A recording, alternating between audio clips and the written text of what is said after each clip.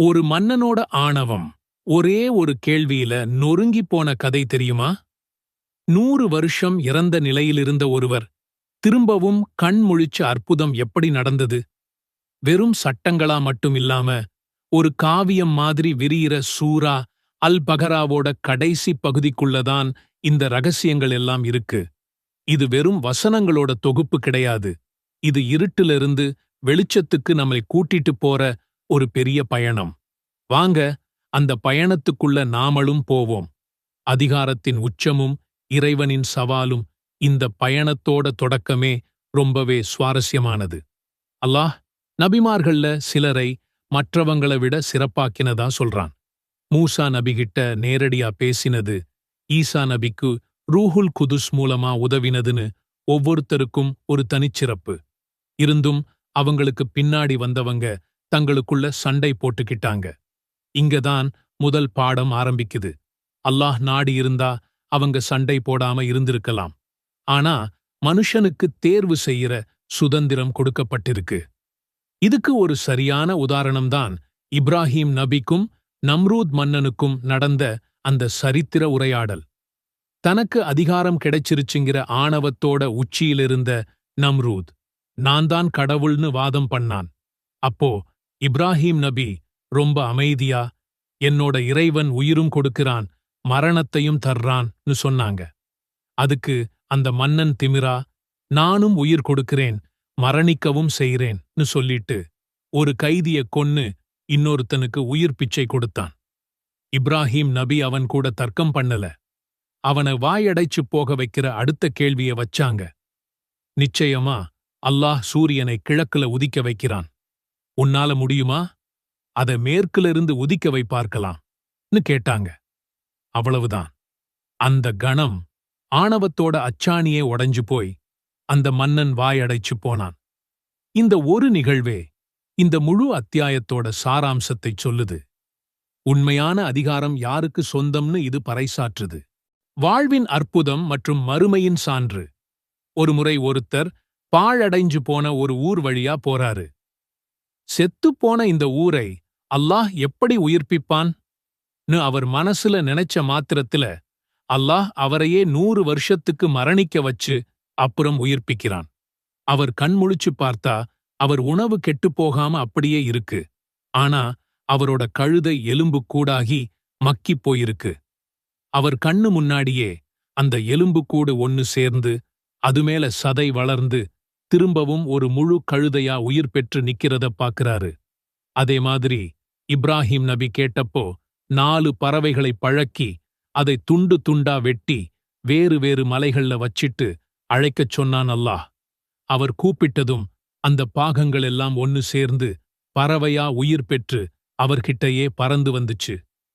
இந்த சம்பவங்கள் எல்லாம் மரணத்துக்குப் பிறகான வாழ்க்கைங்கிறது அல்லாஹ்வின் சக்திக்கு ரொம்பவே சாதாரணமான ஒரு விஷயம் என்பதை நம்ம இதயங்கள்ல ஆழமா பதிய வைக்குது. நீதியான சமூகத்தின் வரைபடம்.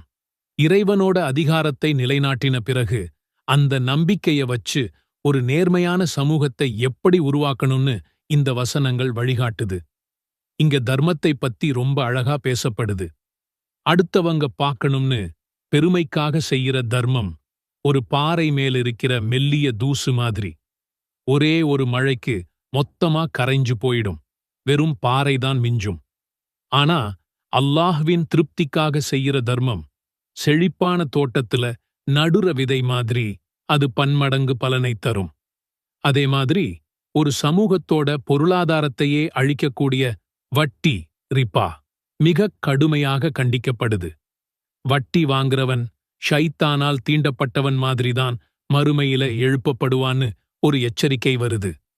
கடன் வாங்குனவர் கஷ்டத்தில் இருந்தா அவருக்கு இன்னும் கொஞ்சம் டைம் கொடுக்கிறது, இல்லனா அத தர்மமாவே விட்டுடுறது எவ்வளவு சிறந்ததுன்னு இந்த வசனங்கள் சொல்லிக் கொடுக்குது.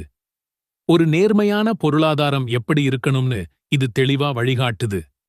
இந்த பெரிய பயணத்தோட இறுதியில ஒரு விசுவாசியோட முழுமையான அர்ப்பணிப்பை காட்டுற 2 அற்புதமான வசனங்களோட சூரா பகரா முடியுது. ராத்திரியில இந்த 2 வசனங்களை ஓதுறவங்களுக்கு அதுவே எல்லா தீமைகளில் இருந்தும் பாதுகாப்பா போதும்னு நபி ஸல்லல்லாஹு அலைஹி வஸல்லம் அவங்க சொல்லியிருக்காங்க. இறைத்தூதர் தன் இறைவன் கிட்ட இருந்து வந்ததை நம்புறாரு. விசுவாசிகளும் நம்புறாங்க. நாங்க செவியுற்றோம், கட்டுப்பட்டோம். எங்க இறைவா, உன்கிட்டதான் மன்னிப்பு கேட்கிறோம். கடைசியில உன்கிட்டதான் திரும்பி வரணும்னு அவங்க சொல்றாங்க. இதுதான் இஸ்லாம் முழுமையான சரணாகதி. தொடர்ந்து அவங்க பிரார்த்தனை செய்றாங்க. எங்க இறைவா, நாங்க மறந்தாலோ தப்பு செஞ்சாலோ எங்கள குற்றம் பிடிக்காதே. எங்களுக்கு முன்னாடி இருந்தவங்க மேல சுமத்தின மாதிரி பாரத்தை எங்க மேல சுமத்திடாதே. எங்களால தாங்க முடியாததை எங்க மேல சுமத்திடாதே. எங்களை மன்னிப்பாயாக, எங்கள் மீது கருணை காட்டுவாயாக. இது மனிதனோட பலவீனத்தை ஒத்துக்கிட்டு இறைவனோட கருணையை மட்டுமே நம்பியிருக்கிற ஒரு பணிவான பிரார்த்தனை. குர்ஆன்ல ஒரு முழு அத்தியாயமே ஒரே ஒரு குடும்பத்துக்காக அர்ப்பணிக்கப்பட்டிருக்குன்னு உங்களுக்கு தெரியுமா? அதுதான் இம்ரானின் குடும்பம். அவங்களோட அந்த அற்புதக் கதை இன்னைக்கும் நமக்கு ஏகப்பட்ட பாடங்களைச் சொல்லித் தருது. இந்த கதை வெறும் சரித்திரம் மட்டும் இல்ல. இது அல்லாஹ்வோட வல்லமையை நமக்கு அறிமுகப்படுத்துற ஒரு பாடம். ஏகத்துவம்ங்கிற தவ்ஹீதோட அஸ்திவாரம். இதுல வயசான காலத்துல ஒரு தந்தை மனமுருகி செஞ்ச பிரார்த்தனை, ஒரு தாய் செஞ்ச மிகப்பெரிய அர்ப்பணிப்பு, ஒரு பெண்ணோட தூய்மைக்கு இறைவனே கொடுத்த சான்றிதழ், தொட்டிலில் இருந்த ஒரு குழந்தை பேசின அற்புதம்னு நம்மளை மெய்சிலிர்க்க வைக்கிற பல நிகழ்வுகள் இருக்கு. வாங்க, இம்ரானின் குடும்பத்தோட வரலாற்றுல நாமும் பயணிப்போம். சூரா ஆல் இம்ரான், அதாவது இம்ரானின் குடும்பம். இந்த அத்தியாயம் அலிஃப், லாம், மீம் அப்படிங்கிற மர்மமான எழுத்துக்களோட தொடங்குது. இதோட உண்மையான அர்த்தம் அல்லாஹ்வுக்கு மட்டும்தான் தெரியும். இந்த வேதத்துல 2 வகையான வசனங்கள் இருக்குன்னு அல்லாஹ் சொல்றான். ஒன்னு முஹ்கமாத், அதாவது நேரடியான தெளிவான அர்த்தம் கொண்ட வசனங்கள். இன்னொன்னு முதஷாபிஹாத். இதுக்கு பல அர்த்தங்கள் இருக்கலாம், மறைபொருளாவும் இருக்கலாம். யாருடைய மனசுல தப்பான எண்ணம் இருக்கோ அவங்க வேணும்னே குழப்பத்தை உண்டாக்க இந்த முதஷாபிஹாத் வசனங்களை பிடிச்சுக்கிட்டு தங்களுக்கு தோணின மாதிரி விளக்கம் கொடுப்பாங்கன்னு அல்லாஹ் எச்சரிக்கிறான். ஆனா உண்மையான அறிவாளிகள் இது எல்லாமே எங்க இறைவன்கிட்ட இருந்து வந்ததுதான், நாங்க எல்லாத்தையும் நம்புறோம்னு சொல்லி அதோட முழு அர்த்தத்தையும் அல்லாஹ் கிட்ட விட்டுடுவாங்க. இது இந்த காலத்துல நமக்கு ஒரு முக்கியமான பாடம். குர்ஆன்ல நேரடியா சொல்லப்பட்ட விஷயங்களை எடுத்துக்கிட்டு மறைமுகமான விஷயங்களோட முழு ஞானத்தையும் அல்லாஹ்விடமே ஒப்படைக்கிறதுதான் பாதுகாப்பான வழி. இறைவனை நிராகரிக்கிறவங்களுக்கு அவங்களோட செல்வமோ பிள்ளைகளோ எந்த பிரயோஜனமும் தராது. இதுக்கு பத்ருப் போர் ஒரு சிறந்த உதாரணம். அன்னைக்கு முஸ்லிம்கள் ரொம்ப குறைவான எண்ணிக்கையில இருந்தும் ஒரு பெரிய படைய ஜெயிச்சாங்க. எப்படி? அவங்க எண்ணிக்கையில ஜெயிக்கல, இறை நம்பிக்கையில ஜெயிச்சாங்க. அல்லாஹ் ஆதாம், நூஹ், இப்ராஹீம், இம்ரான் இவங்களோட சந்ததியினரை உலக மக்களிலிருந்து சிறப்பா தேர்ந்தெடுத்ததா சொல்றான். இம்ரான் என்பவர் பனூ இஸ்ராயீல் சமூகத்துல வாழ்ந்த ஒரு மாபெரும் இறைநேசர். அவரோட மனைவி ஹன்னா, அவங்களும் ஒரு சிறந்த இறை பக்தையாவார். ஹன்னாவுக்கு ரொம்ப காலமா குழந்தை இல்லை. ஒரு நாள் ஒரு பறவை தன் குஞ்சுக்கு ஆசையா உணவூற்றுறதை பார்க்கிறாங்க. அதை பார்த்ததும் அவங்களுக்குள்ள குழந்தை பாக்கியத்துக்கான ஏக்கம் பெருகுது. உடனே மனசு உருகி அல்லாஹ் கிட்ட கேட்கிறாங்க, என் இறைவா, என் வயித்துல இருக்கிற குழந்தையை உனக்காகவே அர்ப்பணிக்க நான் நேர்ச்சை செய்றேன். இதை என்கிட்ட இருந்து ஏத்துக்கோன்னு பிரார்த்திக்கிறாங்க. யோசிச்சு பாருங்க, பிறக்கப் போறது ஆணா பெண்ணான்னு தெரியறதுக்கு முன்னாடியே தன் குழந்தையை இறைப்பணிக்காக அர்ப்பணிக்க துணிஞ்சாங்க. இது ஒரு தாயோட தியாகத்தோட உச்சம். அல்லாஹ் அவங்களோட பிரார்த்தனையை ஏத்துக்கிட்டான். ஆனா அவங்களுக்கு ஒரு பெண் குழந்தை பிறந்தது. அவங்க லேசா ஏமாற்றத்தோட, இறைவா, நான் ஒரு பெண்ணை அல்லவா பெற்றெடுத்தேன்னு சொல்றாங்க. ஏன்னா அந்த காலத்துல பைத்துல் மக்தீஸ் ஆலயத்தோட சேவைக்கு ஆண் பிள்ளைகளை மட்டும்தான் அர்ப்பணிப்பாங்க. ஆனா அல்லாஹ், அவள் பெற்றெடுத்ததை நான் நல்லாவே அறிவேன். ஆண் என்பவன் பெண்ணை போன்றவன் அல்லன்னு சொல்லி அந்த பெண் குழந்தை மூலமா ஒரு பெரிய அற்புதத்தை நிகழ்த்தப் போறதை சூசகமா உணர்த்துறான். அக்குழந்தைக்கு மரியம்னு பெயரிடப்பட்டது. நேர்ச்சையின்படி குழந்தை மரியம் பைத்துல் மக்தீஸின் பொறுப்பாளரா இருந்த மரியமின் தாய் வழி உறவினரான சக்கரியா நபியின் பராமரிப்பில் விடப்பட்டார். அவர் மரியமுக்காக மிஹ்ராப்னு ஒரு தனி அறையை ஒதுக்கினார். அவர் எப்போ அந்த அறைக்குள்ள போனாலும் மரியம் கிட்ட விதவிதமான உணவுகள் இருக்கிறத பார்த்து ஆச்சரியப்பட்டார். அந்த பருவத்துல கிடைக்காத பழங்கள்லாம் அங்கே இருந்துச்சு. அவர், மரியமே, இதெல்லாம் உனக்கு எங்கிருந்து கிடைச்சதுன்னு கேட்டப்போ அந்தச் சிறுமி கொஞ்சம் கூட தயங்காம, இது அல்லாஹ் கிட்ட இருந்து வருது, அல்லாஹ் தான் நாடியவங்களுக்கு கணக்கில்லாம கொடுப்பான்னு பதில் சொன்னாங்க. இந்த அற்புதத்தை நேர்ல பார்த்த சக்கரியா நபிக்கு தனக்கும் ஒரு குழந்தை வேணுங்கிற ஆசை பிறந்தது. அவரோ ரொம்ப வயசானவர், அவங்க மனைவிக்கும் குழந்தை பாக்கியமில்லை. ஆனாலும் அல்லாஹ்வின் அருளில் நம்பிக்கை இழக்காம அதே இடத்துல நின்னு, என் இறைவா, எனக்கும் உன்கிட்ட இருந்து ஒரு நல்ல குழந்தையக் கொடுன்னு பிரார்த்தித்தார். அவர் தொழுதுகிட்டிருந்த போதே வானவர்கள் தோன்றி, அல்லாஹ் உங்களுக்கு யஹ்யா என்ற மகன் பிறக்கப் போறதா நற்செய்தி சொல்றான் என்றார்கள். அந்த மகன் ஈசா நபியை மெய்ப்படுத்துபவராகவும் கண்ணியமானவராகவும் ஒரு சிறந்த நபியாகவும் இருப்பார்னும் அந்த நற்செய்தி சொல்லுச்சு. ஒரு நாள் மரியம் அலைஹிஸ்ஸலாம் தனிமையில இறைவணக்கம் செஞ்சுகிட்டு இருந்தப்போ வானவர் ஜிப்ரீல் அலைஹிஸ்ஸலாம் ஒரு முழு மனித உருவத்துல அவங்க முன்னாடி தோன்றினார். ஜிப்ரீல் அலைஹிஸ்ஸலாம், நான் உங்க இறைவனோட தூதன், உங்களுக்கு ஒரு பரிசுத்தமான மகனை கொடுக்க வந்திருக்கேன்னு சொன்னார்.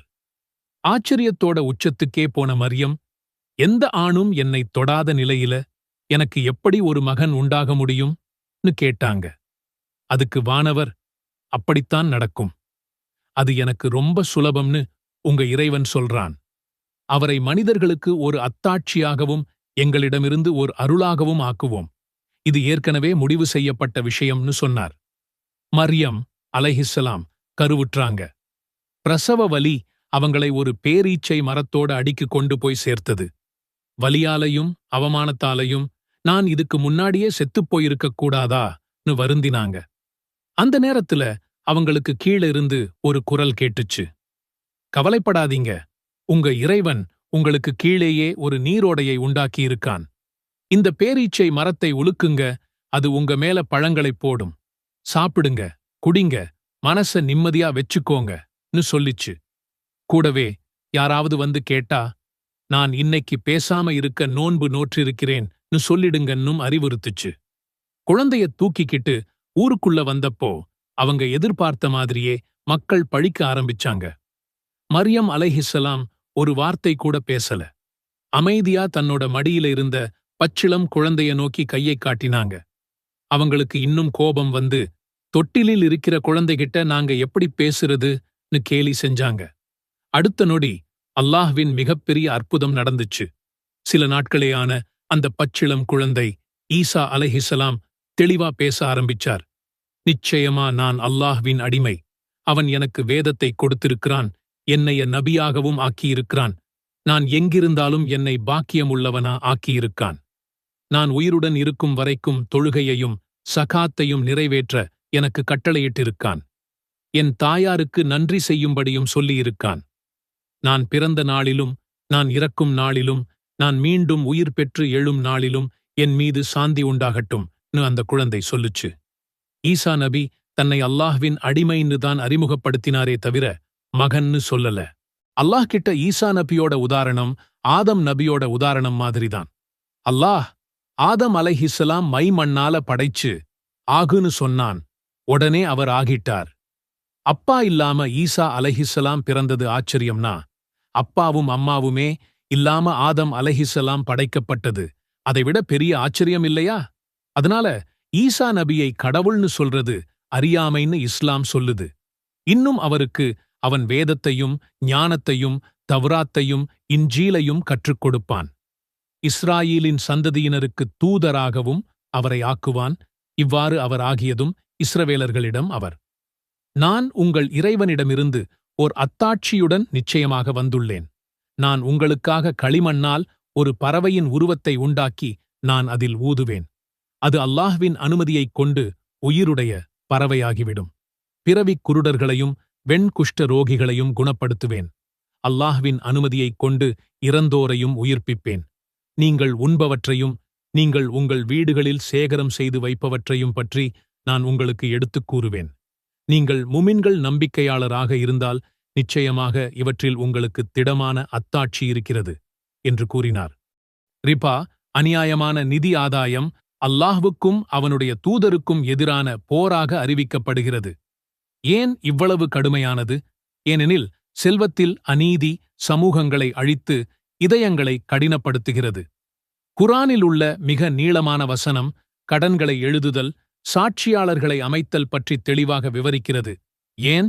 ஏனெனில் இஸ்லாம் உரிமைகளை பாதுகாக்கிறது, நம்பிக்கையை பாதுகாக்கிறது, நியாயத்தை பாதுகாக்கிறது. நம்பிக்கை என்பது ஆன்மீகம் மட்டுமல்ல, இது நடைமுறைக்குரியது. விஷயங்களை தெளிவாக எழுதுங்கள், நேர்மையாக நடந்து கொள்ளுங்கள், வெளிப்படையாக வாழுங்கள். இந்த ஜுஸ் உள் வலிமையை உருவாக்குகிறது. இது அல்லாஹ்வின் முழுமையான அதிகாரம். தௌஹீத் பற்றிய உண்மையான புரிதல், நம்பிக்கை சுதந்திரம், மறுவாழ்வில் உறுதி, நிதி நீதி, ஆவணப்படுத்தலின் முக்கியத்துவம், ஆணவத்திலிருந்து பாதுகாப்பு, தீர்க்கதரிசிகளின் ஒற்றுமை, நீதிக்காக தியாகம், நிலைத்தன்மைக்கான பிரார்த்தனை ஆகியவற்றை கற்பிக்கிறது. யா அல்லாஹ், நீ எங்களுக்கு வழிகாட்டிய பிறகு எங்கள் இதயங்களை நேரான பாதையிலிருந்து திசை திரும்ப விடாதே. ஆணவம் நுழைந்தால் வழிகாட்டுதல் இழக்கப்படலாம். நிலைத்தன்மைக்காக பிரார்த்தனை செய்யுங்கள். ஆமீன்.